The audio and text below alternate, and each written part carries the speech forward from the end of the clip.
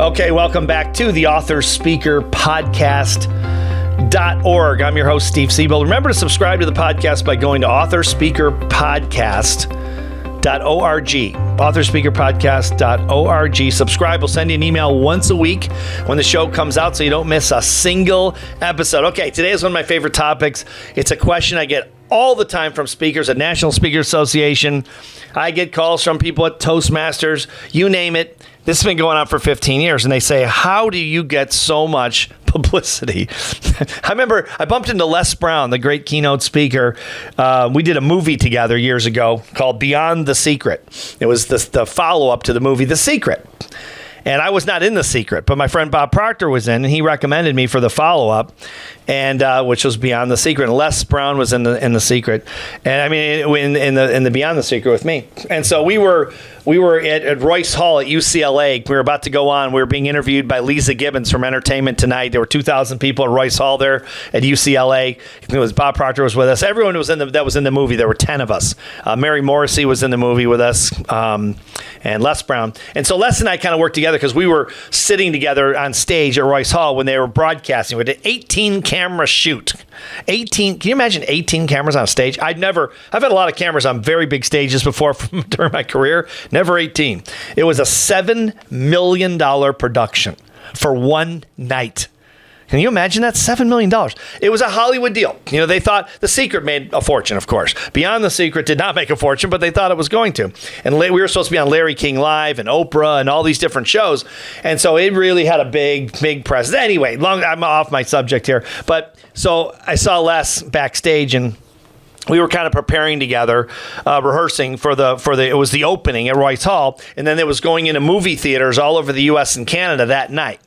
And which it did. And so that was kind of the kickoff. And Lisa Gibbons from Entertainment Tonight was interviewing us, and I was sitting next to Les. So Les and I were talking, and one of the things he said to me, he says, how do you get so many TV shows? Every time I travel all over the country, everywhere I go, I read you in a newspaper, I see you in a magazine, I see you on TV. He goes, I think I'm a much bigger name than you are. I got a bigger fan base, way bigger. I've been in the business way longer than you.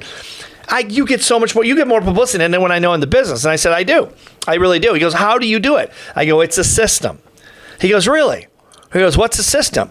And I said, well, if you really want to know, he goes, I want to know. And so I told him. And I'll tell you what I told him. I'll give you the basic of it. Of course, there's more to it than it sounds. But it's not rocket science at the same time. We have a program where my publicist teaches this. It's called the Serban School of Media. You can check it out. It's a video training program he did here at the Bone Allen Mansion a few years ago, right before COVID.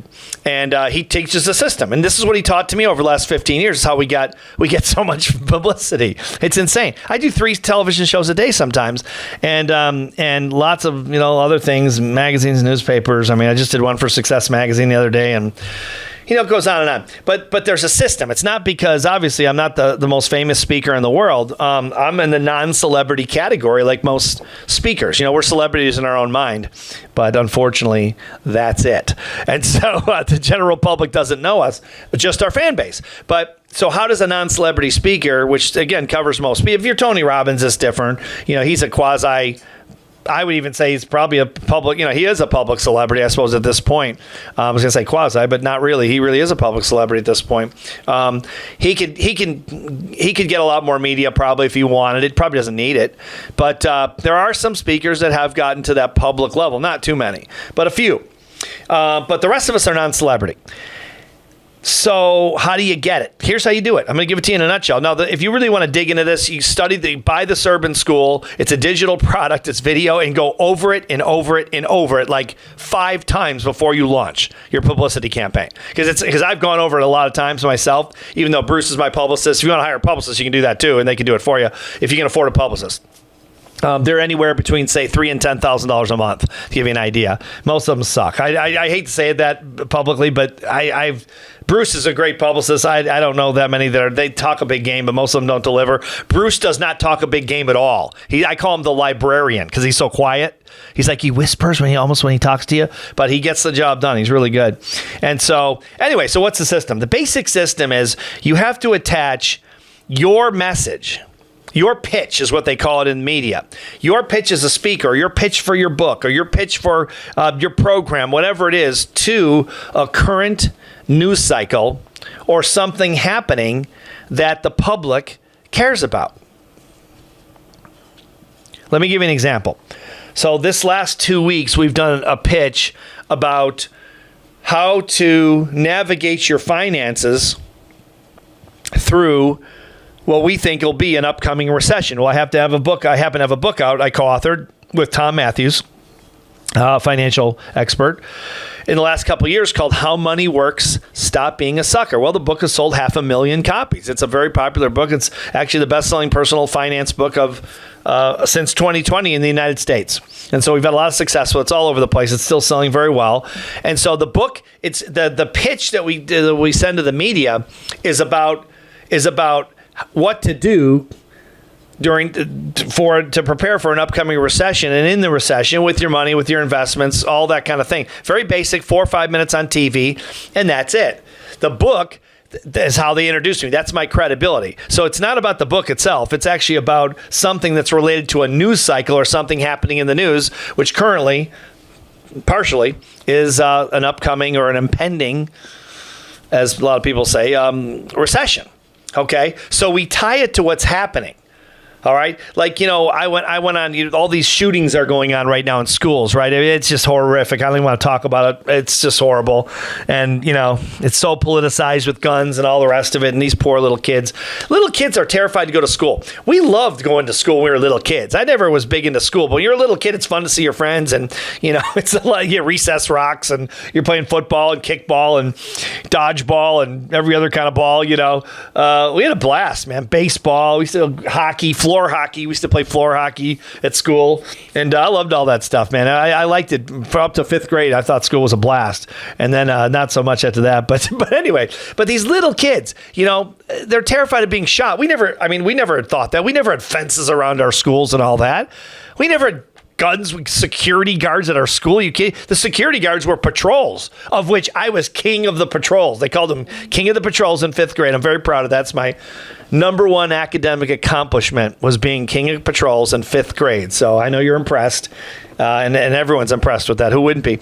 And so we had the patrol belts on, and the patrols would go out when school let out, and you walk kids across the streets so they don't get hit by a car. And I love this girl named Charisse, who was I was king of patrols, and king of patrol goes around and checks all the 20 or so patrols and make sure they're doing their job. It's a job you're voted in for. So I was pretty popular, so I won king of the patrols, which was great for me because I could go see Charisse, who didn't ever.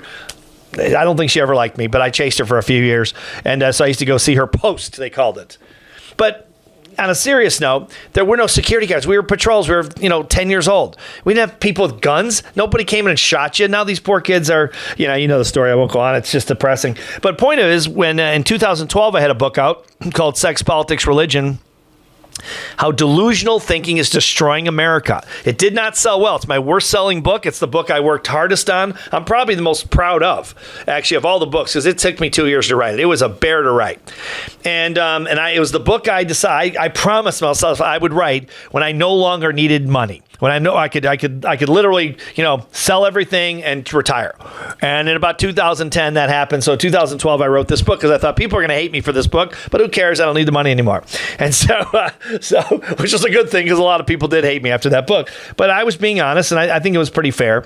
And anyway, that was my opinion. But so I wrote about gun control in the book.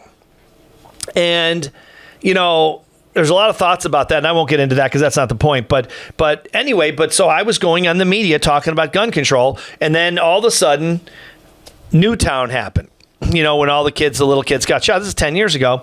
And I went in the press, and I went out there, and it was near Christmas, if you remember. And I went out there and I talked about it, and I said, and I went on Hardball with Chris Matthews. You can see it online at steveontv.com.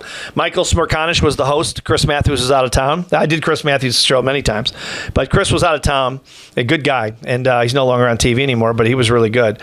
But Marcus Smerconish is a good guy. I've done his show several times, and he was guest hosting for Chris Matthews, and so he was on, and David Korn from Mother Jones Magazine was the guest in studio in New York, and then I was remotely in Florida. And so they called me and said, look, you want to go on and talk about this? I said, what's your pitch? Remember, now this is a current event that's going on. Now we have a school shooting, and it's like, well, that was yesterday. What happened today? I mean, it happens all the time now. It's just horrific. But back then it was even more rare. All these little kids got shot. And so the producer of the show calls me and says, well, what do you want to say, Steve? We know your book, because I've been on that show, and MSNBC a lot of times. And they said, and Chris Hardball, Chris Matthews, so they said, what do you want to say? And I said, I want to say, arm the teachers. Teach the teachers to hold a gun, to shoot a gun, and have a gun with them. So if a guy comes in the room, they can defend their kids. And the guy said, this is the producer of the show. He says, you're going to get killed. No pun intended. The audience is going to slaughter you. No pun intended. You're just going to, David Korn from Mother Jones Magazine is there. He's going to argue against you. Smirkanish will probably argue against you. He said, I don't want you to get slaughtered. He goes, there's no point, Steve. He said, you sure you want to do this? And this is when, now, of course, they arm teachers a lot of times. And that's part of one of the strategies they use. I know it sounds terrible, and I think it is terrible, but that was my only thing I could come up with. So he said, okay, let's go. So I went on. You can see it online if you want to see the interview. And I kind of did get killed, because anytime you debate someone like Smirkanish and David Korn in the studio, I've got a delay. I'm in Palm Beach, Florida, and I'm on delay. There's there's like a 1 to 2 second delay, and you can't argue with someone. He can just turn to the host and say something and cut me off.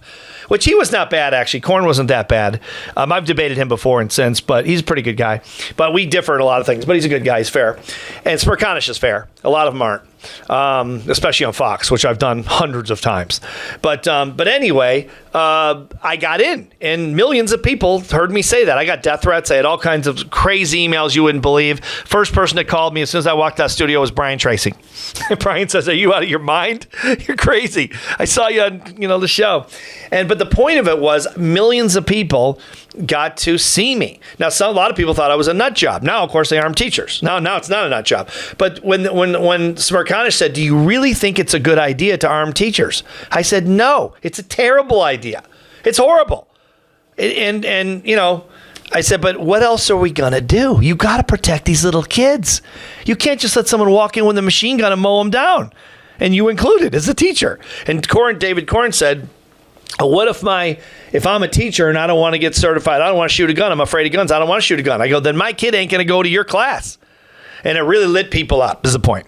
And so we got, they replayed the show a couple times on MSNBC. It got millions of people saw it. And a lot of people hated me for it. But bottom line was that we tied it in to my book, my philosophy, and a current event. So think about what's going on right now. Think about what you write about. Think about your topic of expertise, and then pitch the media with your opinion as to a resolution, a solution, a partial solution to what you think they should do, backed up by your book or whatever credibility you have. That's how you do it. You tie into what the public cares about. It's never about your book. Almost never. I guess if you're Tom Cruise, you have a brand new book and it sold a gazillion copies overnight, it might be about your book. It's usually not. It's what the public cares about. So you tie it in, and then you send the pitch to the producer at the TV station. I do TV, a lot of TV. We've done a lot of everything, basically. I mean, honestly. But I've done thousands and thousands of interviews over the last 15 years. But I done, for this book, How Money Works, I've done, as of yesterday, I did the Paul Sands Show in Davenport, Iowa. I've done 247 TV interviews for How Money Works, 247. Most of them have been out of my office here at the Bone Allen Mansion because of COVID. And it's fantastic. I used to have to travel all over. Now you don't have to do that anymore. Now that's very acceptable. I don't even go downtown Atlanta, do an uplink at PBS, where I used to do the uplink downtown. I just do it on my computer on Zoom like everybody else. And now it's acceptable. So it's a much better opportunity, and speakers don't do it. I never see speakers out there doing media like I do. It's crazy, and it's doable. It's not because I have any special talent. I just know how the system works because I was taught by my publicist how to do it. And so it's a great opportunity. Speakers typically don't take advantage of it. There is one downside. There is one downside, and that's it. I spoke about this at National Speakers Association. I don't know how many times I've spoken about this.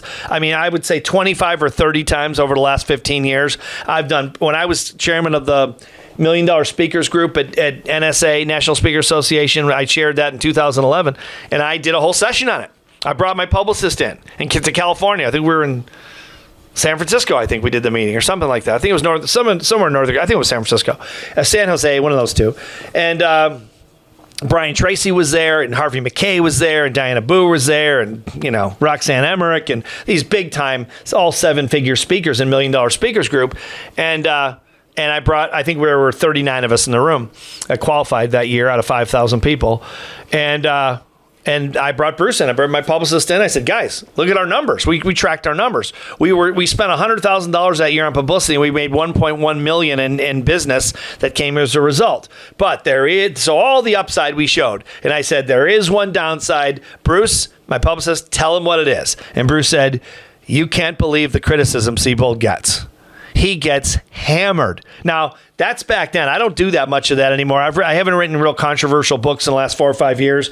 I just took a different angle, different strategy. But 4 or 5, before that, I was getting hammered. He was right. I was getting hammered every day. But I was getting out to millions of people per year.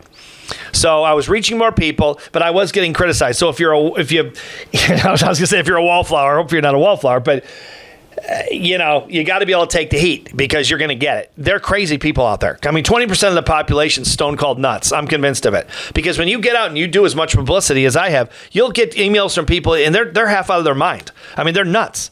There are, I don't know if it's 20%, but it's a decent percentage of the population. Look at the crazy stuff that's going on, with the whole the political thing. Half these people still think this election was stolen, and there's absolutely zero evidence of it. People are nuts. I mean, they'll believe damn near anything. They're not stupid. They're just brainwashable. This is the reason for, extreme religious sects, cults. People will believe almost anything if you program them hard enough and some bully is loud enough and strong enough, like a Trump or someone like that, or, any of these guys, Jim Jones from the 70s and 1970s, I guess it was, the cult leader. All these different people. People can be brainwashed. So you got crazy people out there that'll criticize the hell out of you. So if you're really easily offended, then don't do it. But I would strongly recommend checking into publicity because speakers don't do it. I'm telling you, check it out. I'm on my own. There's almost no one that gets publicity. I mean, I get more than any speaker in the country. There's no question about that. I get more press than Tony Robbins, and it's not because I'm better than Tony Robbins or bigger than Tony Robbins, because I'm not even a fraction as big as Tony Robbins. Right? He has his fan base in Florida is bigger than my fan base worldwide, probably. Okay, that's not the point. The point, he could do it if he wanted to. I'm not saying he couldn't, but he doesn't. I got far more publicity. Okay, now he doesn't need it as much, of course. But my point is that if you're strategic about it, you can get it. You don't have to be Tony Robbins, or someone of that magnitude like that, because I'm not. But I know the system. I know how it works, and I work the system, and I do it at least 5 days a week. The press just is. If you want to see the press, if you want to see my last couple hundred TV shows, go to steveontv.com. steveontv.com. And we post all the different cities around the world that we do the shows, mostly in the States.